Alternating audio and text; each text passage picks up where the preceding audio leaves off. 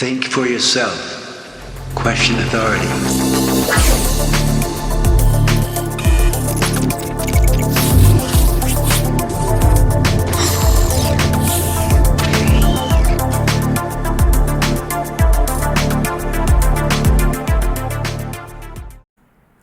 What's up, guys? Welcome back.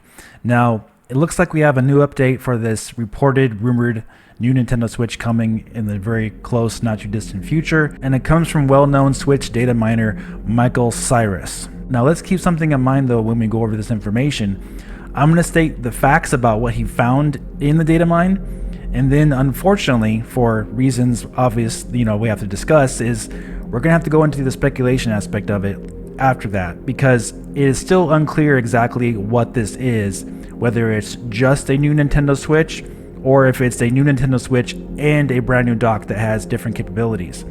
It's very interesting to look at, but again, we don't have enough information to go by to know for a fact about what it is. However, what it does appear though is that those rumors about a 4K Switch do appear to be possibly true, because this particular Switch does look like it's able to output in 4K. So what happened was that Michael Cyrus posted on 4chan. Yes, I know 4chan, not too trustworthy, but he is trustworthy, right? So we know his information is correct. The rest of the stuff from 4chan, take it or leave it. This information though comes from him, and we'll go over it here. He brings out that there is a new Switch hardware codenamed AULA using a Morrico SOC. Then he says that the reason why he thinks that is because there's a bunch of references to it in the code, and the atmosphere supports the new display already in theory. Now, in reference to this new Switch, as far as the actual tablet is concerned, he said that he doesn't know if it's 4K, but it is an upgraded tablet display as an OLED screen. Then he brings out that AULA has firmware support for some Realtek chip that is advertised itself as a 4K UHD Ultra HD multimedia SOC, system on chip. Hence his belief that it's 4K. And he speculates here, and we'll get back to this with my speculation with some real information on my end. He speculates the chip might be inside a new dock and not inside the tablet. There's no way to tell from the firmware code yet, he says. Then he brings out a very key piece of information after that. He says, we're in the realm of speculation. AULA has a new GPIO, which stands for General Purpose Input/Output, that red box. What he means by red box here is Switch version 2, the one that came out in 2019, the revision, the one that comes in a red box. It brings out that this version 2 Switch doesn't have support for this, meaning the new GPIO. And if you're not familiar with what GPIO is, it's basically the system on chip, the chip itself. The sensors, the diodes that it has are different and not compatible with the current Nintendo Switch, is what he's saying. So this is a new custom chip, basically, he's confirming here from the firmware update. Then he goes on to say, I would guess that Redbox, meaning version 2 Switch 2019 units, won't support this new thing, meaning the new SoC, which he speculates is a new dock, because he sees that Morrico is listed on this new Switch, which has an OLED screen. Very interesting, right? So that's where his information ends, and here's where we're going to have to get into speculation on our end. Now, this is the fun part, of course, because either way, it looks like we're getting a very nicely enhanced new Nintendo Switch very soon, according to this information, no matter which way we go with this speculation we're going to get into here. So either we have a brand new Nintendo Switch with an OLED screen and a brand new dock that Michael here is speculating will have 4K support and graphics and more power and a new SoC when you plug it into your TV from that dock, and that dock won't be supported on the current Nintendo Switch, obviously, because it's completely incompatible with it. However, Nintendo upgrading to an OLED screen just for the sake of having an OLED screen doesn't really make sense when you think about Nintendo. They don't usually just upgrade the screen without having some type of benefit to it for the user. An OLED screen will obviously look a lot better, but is the current Nintendo Switch really looking that bad when you play it in portable mode?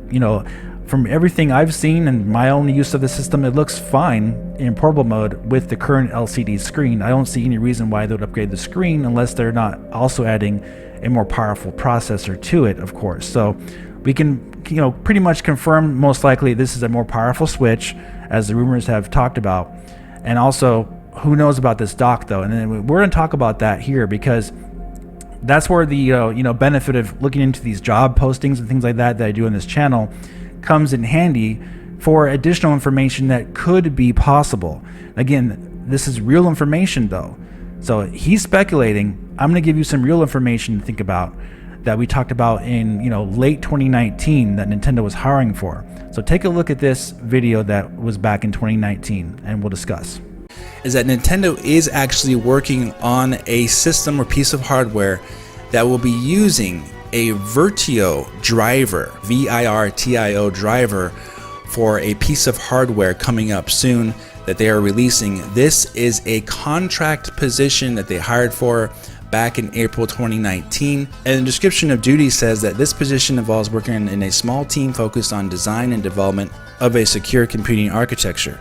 Much of the initial work will be focused on leveraging the Virtio driver standard in an architecture featuring a Type 1 hypervisor. The scope of work includes clean sheet software design and implementations, well beyond simply integrating existing open source components. So if you're not familiar with what a Virtio driver is, what it is essentially a driver that allows a piece of hardware to run any type of operating system in virtualization, basically emulation. It is emulating a operating system. So as we brought out here back in 2019, only on this channel, by the way, I don't know of anybody else who covered this. It was real information, nothing made up. Nintendo was hiring for Virtio driver software engineers basically for a new piece of hardware. It would make sense for them to do that if they were running the original Nintendo Switch in backwards compatibility mode, right? We talked about that in that time frame, that quite possibly if they were going to be using a custom chip, a new SOC, and here we have a new SOC listed here in the firmware, they would be using most likely some type of Virtio driver to run the original console in backwards compatibility mode.